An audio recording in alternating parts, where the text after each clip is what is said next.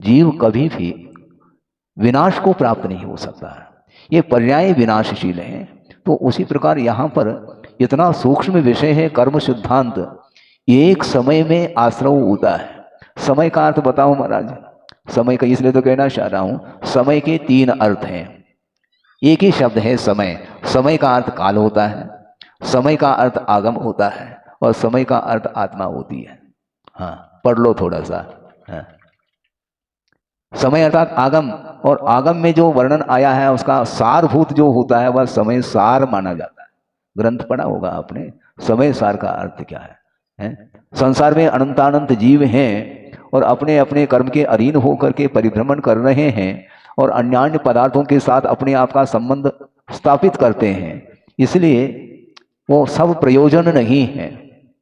आप लोग क्या बोलते हैं? आए थे प्रभु भजन को और ओटन लगे कपास, ये सार नहीं है।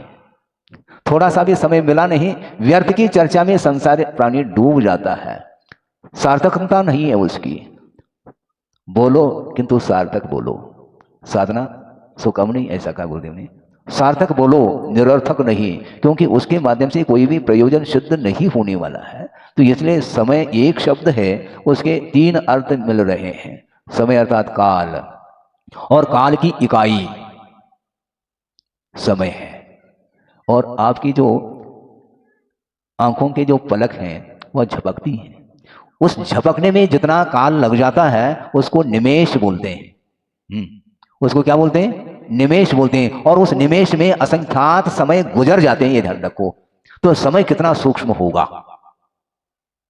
हाँ, बहुत सूक्ष्म है। और एक समय में परिणाम के माध्यम से कर्म का आश्रव होता है, ऐसा आगमकारों का कहना है। और संसारी प्राणी व्यर्थ समय गंवा देता है, टाइम पास। इसलिए वह पास नहीं होता है, फेल होता है। टाइम पास कर रहा है इसलिए वह फेल है। अध्ययन करने के लिए समय मिला था और मनोरंजन के माध्यम से टाइम को पास कर दिया, टाइम पास हो गया, फिर क्या होगा? फेल होगा। और क्या होगा? तो इसलिए ये मौलिक समय है। मूल्यवान यदि कोई वस्तु है तो यह समय है।